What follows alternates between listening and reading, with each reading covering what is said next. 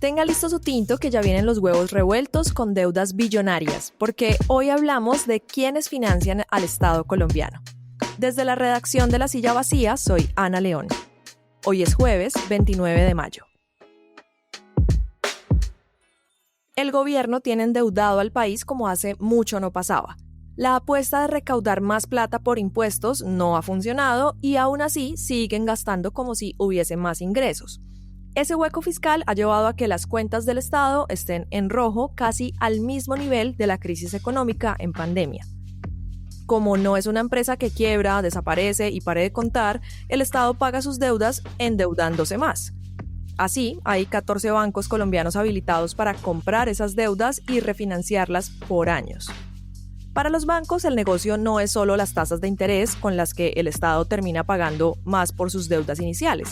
En muchos casos, los bancos terminan revendiendo esas deudas en el mercado secundario, donde inversionistas como fondos de pensiones y fondos extranjeros compran y venden activos financieros, deudas, bonos, acciones, entre otros. Con la crisis fiscal que se avecina, saber quiénes son los más opcionados para sostener las deudas del Estado es clave para entender qué tan costoso será para el país en el largo plazo. Para eso, hablamos con Pablo Manrique, el periodista de La Silla que cubre economía y el único que no se enreda con tanto número. Hola, Pablo. Hola, yo también me enredo un poquito, pero hago lo que se puede. No tanto como los demás, seguro. ¿Cómo funciona el mercado de la deuda del Estado, Pablo? Yo, soy dueña de un banco, Luis Carlos Sarmiento Angulo, pues. ¿Cómo alzo la mano y digo, yo quiero comprar esta deuda? El mecanismo es una subasta, que es básicamente que el gobierno le dice a los bancos, oigan, yo tengo este hueco de X millones de pesos para financiar a tantas cuotas a tal fecha. ¿Quién me ofrece la mejor financiación? O sea, ¿quién me ofrece la mejor tasa de interés? Estos suelen ser a cuotas de 5, 10, 20 o hasta 30 años. Y los intereses pueden variar, pero en el caso de Colombia son altos. Por ley, en Colombia solo hay 14 bancos habilitados para comprarle directamente la deuda al gobierno. Los 5 bancos que más deuda compran según esta calificación son de primeras BBVA, Bancolombia, Banco de Occidente y después Banco Santander. Ok, entonces, a ciencia cierta, no es la plata de impuestos la que sostiene la mayoría del presupuesto de Colombia hoy, sino plata que nos prestan los bancos en una deuda que podría ser infinita, ¿sí? Sí, los impuestos son parte, pero en este momento la deuda es muy importante para el presupuesto colombiano. Si la deuda se financió a 10 años, pero el gobierno no tiene la plata para pagarla porque infló el presupuesto o porque tiene problemas de caja como lo que vivimos hoy, el gobierno lo que hace es recomprar esa deuda y refinanciarla. Es decir, compra la deuda y la cambia por una deuda a mayor tasa de interés y a un mayor plazo. Ese refinanciamiento es algo que no pasaba consistentemente desde hace 10 años. Incluso hace 10 años cuando se hacía máximo 2 veces al año. Ahorita la estrategia del gobierno es mucho más agresiva y es hacer muchas operaciones chiquitas una vez y a veces hasta más veces al mes. Claro, y pagar más intereses pues es una licencia que se puede dar el Estado, pero ¿qué tan saludable es, Pablo? En este momento donde el Estado no tiene plata, es bueno a corto plazo porque le soluciona el problema de liquidez.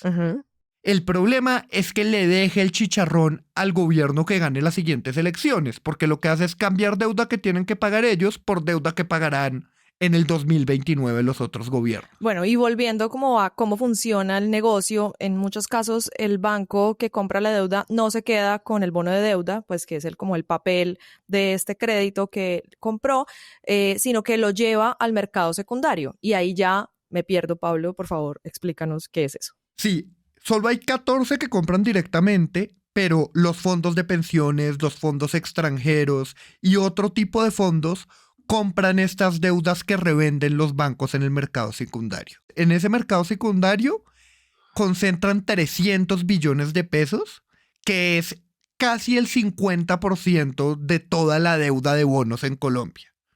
En ese mercado, los fondos de pensiones como Protección o Porvenir cada vez están moviéndose más, mientras en 2022 los fondos de pensiones tenían 111 billones de pesos en deuda, ahorita casi que se doblaron y tienen 197 billones de pesos. Ahora, volviendo al tema de los fondos extranjeros, los rendimientos de estos bonos y el interés de estos fondos depende más de la estabilidad financiera del país. Como la revisión fiscal de Colombia se está rajando, los fondos extranjeros que sí son sensibles a este riesgo llevan desde 2024 vendiendo consistentemente alrededor del 2% de lo que tienen cada mes.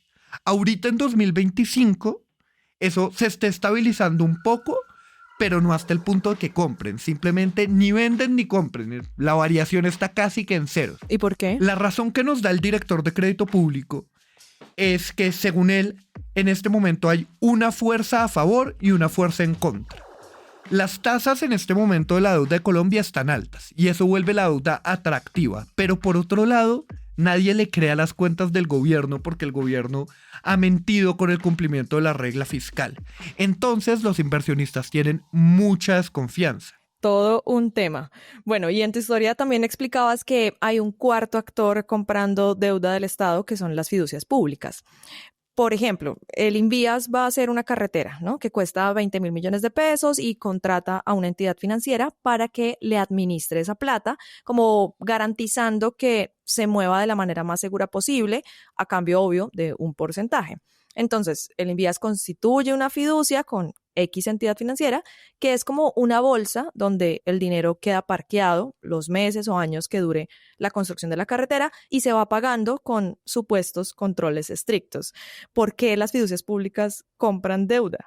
Bueno, porque como tú dijiste, ese dinero se queda parqueado, pero no se queda guardado debajo del colchón. Ellos lo meten al mercado financiero para generar rendimientos, lo usan para comprar inversiones y entre esas inversiones está la deuda pública, que como dijimos es muy atractiva. Los datos que nosotros encontramos muestran que las fiducias públicas son el quinto mayor comprador de deuda del Estado. Pero esa participación ha aumentado sustancialmente en 2023. Okay. Ese mismo año las fiducias públicas llegaron a comprar 40% más de deuda. Lo cual es un poquito contradictorio, porque en el momento en el que necesitas efectivo para pagar obligaciones y no inversiones, lo que decidieron fue invertir. Oye, ¿y entonces eso es mejor o peor para el Estado? Cuando se maneja mercado de deuda entre entidades públicas como Ecopetrol, los ministerios y pues otras entidades del gobierno, como estas entidades son públicas, es fácil verlas como si fuera yo pasándome plata de mi cuenta de ahorros a mi cuenta de Nequi. Claro. Y se saltan lo que debería ser el modelo transparente de compra de deuda, sean las subastas o sea el mercado secundario. O sea, estas fiducias públicas o las entidades públicas no pasan por subastas para comprar la deuda como si los bancos. No, en muchos de los casos no es una subasta, sino que es una llamada sin ningún tipo de revisión. Y esto es muy peligroso porque no hay veeduría, como si existen las subastas, y eso se presta para que haya corrupción.